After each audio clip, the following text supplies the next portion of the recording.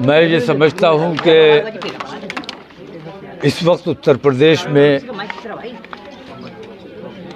ऐसी मनहूसियत का दौर चल रहा है कि इस वक्त कोई भी अच्छी बात सुनने को तैयार नहीं है, अच्छा काम करने को तैयार नहीं है। और अगर कोई अच्छा काम करना चाहता है या अच्छी बात कहना चाहता है तो उसको बलपूर्वक ज़बरदस्ती रोक दिया जाता है। और सरकार 144 ज़बरदस्ती लगाई गई है, कत्ल करवाओ अपने गुंडों से और उसके बाद 144 लगाकर लोगों की ज़बान पर तालाबंदी करने का काम करो, लोगों को घर से निकलने पर पाबंदी लगा दो। ये अन्याय अब बर्दाश्त नहीं किया जाएगा। हम आज निकले हैं, हमें ज़बरदस्ती रोका गया है, हमें धरना स्थल तक नहीं पहुंचने दिया गया है। जबकि मैं सिर्फ ये मांग करने जा रहा था, मैं अतीक की हिमायत में नहीं, मैंने पहले भी ये बात कही है कि मैं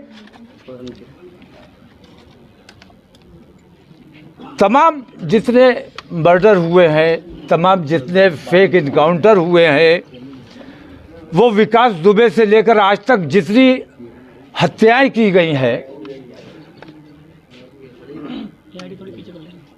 मैं ये समझता हूँ कि वो हत्या किसी मुजरिम की या मुल्जिम की नहीं थी, बल्कि वो हत्या अदालत की हत्या है।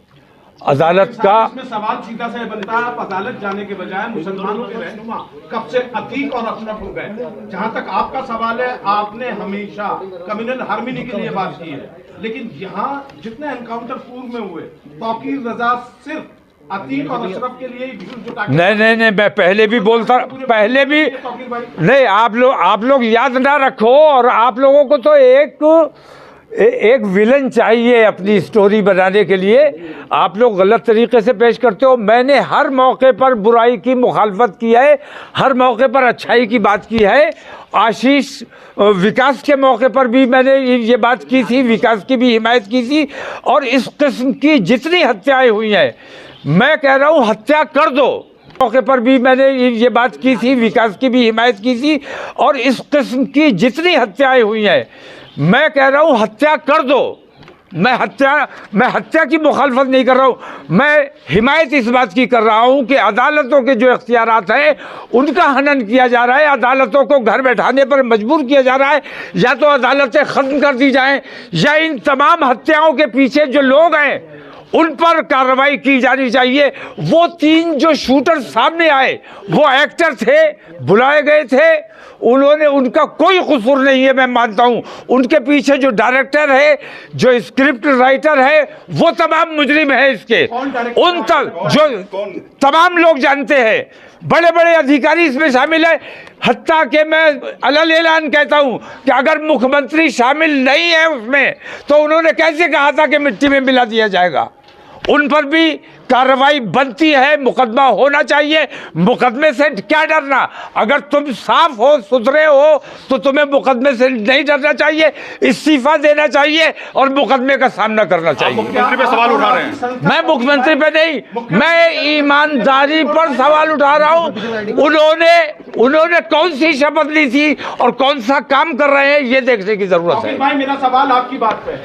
अगर आप मांग करते हैं कि मुख्यमंत्री पर मुकदमा होना चाहिए, तो तौकीर रजा और उनकी संस्था सुप्रीम कोर्ट में PIL दाखिल करेंगे मुख्यमंत्री? नहीं, हमारी वो कार्रवाई चल रही है, हमारी लीगल सेल काम कर रही है, हमारे एडवोकेट वहाँ हैं, वो कार्रवाई चल रही है। अब एक सवाल इसी में, उसके बाद सवाल नहीं करूंगा। अतीक और अशरफ ने जो बेगुनाहों के साथ किया, क्या आप पैरवी करते हैं या उसकी?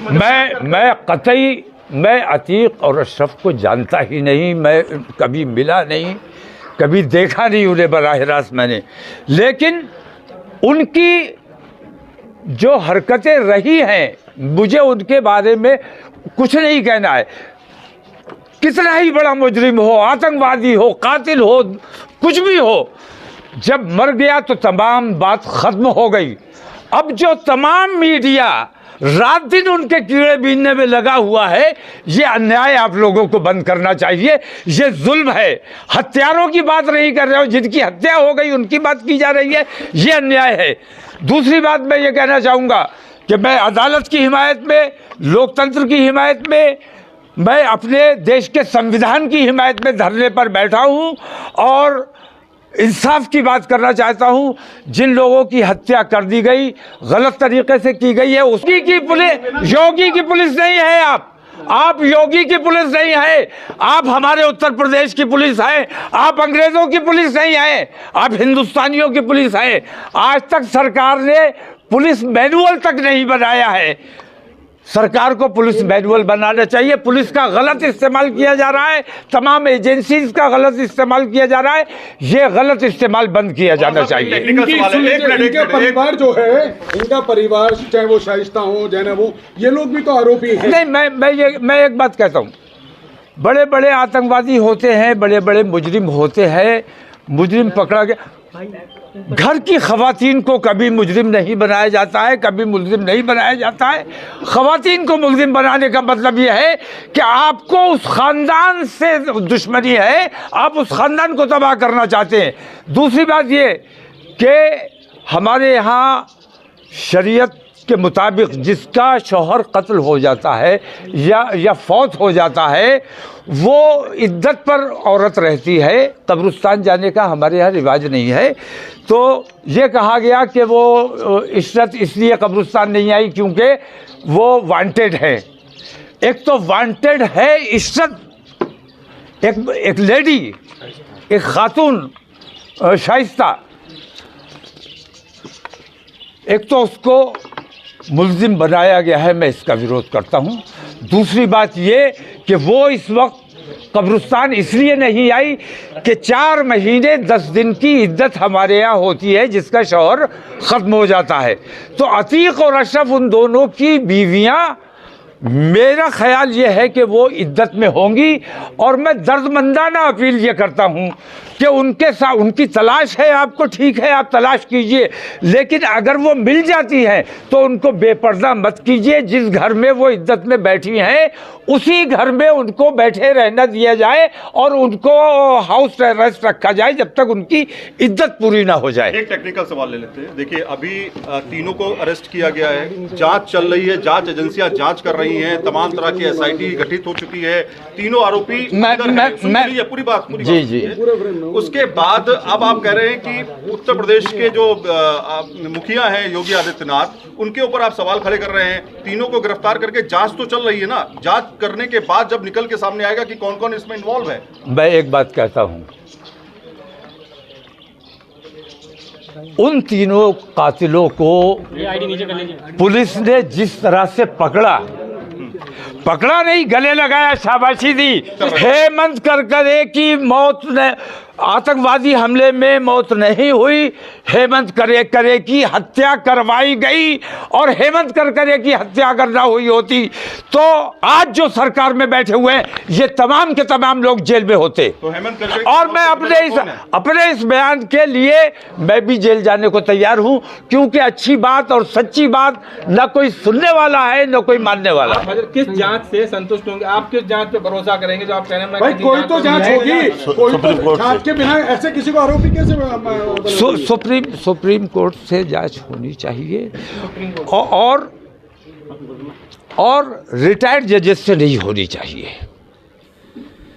ये जो इन्होंने जांच कमेटी बना दी है, ये वक्त गुजारी के लिए, थोड़े दिन के बाद जैसा ये चाहेंगे वैसे लिख कर दे दिया जाएगा, इसका कोई मतलब नहीं। लेकिन मेरी मांग पर मुख्यमंत्री को भी आरोपी बनाया जाना चाहिए, क्योंकि वो आरोप के घेरे में आते हैं। आप पे एक आरोप लग रहा है सर कि जिस दिन ये हत्या हुई उसके तुरंत बाद ओबीसी तुरंत विरोध के स्वर उठाए।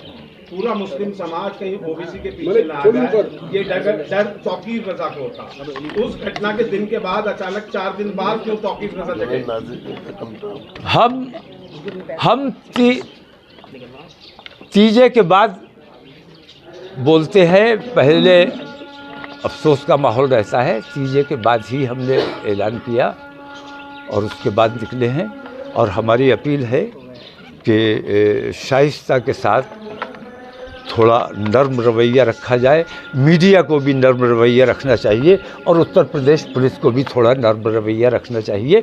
उसकी इज्जत को नुकसान ना पहुंचाया जाए। जो शरई उस पर पाबंदी है उसको शरीयत के मुताबिक अपना काम कर लेने दिया जाए।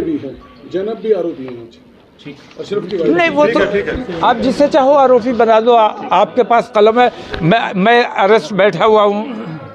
तो आपकी आज अगर बात करें, आप क्यों धरना देना चाहते थे? नटशेल में एक ही बार में छोटे में बताइए, क्यों धरना देना चाहते थे, क्या मांगे? मैं कितनी बार कहा, मैं अदालत की हिमायत में। अदालतों की हत्या की जा रही है।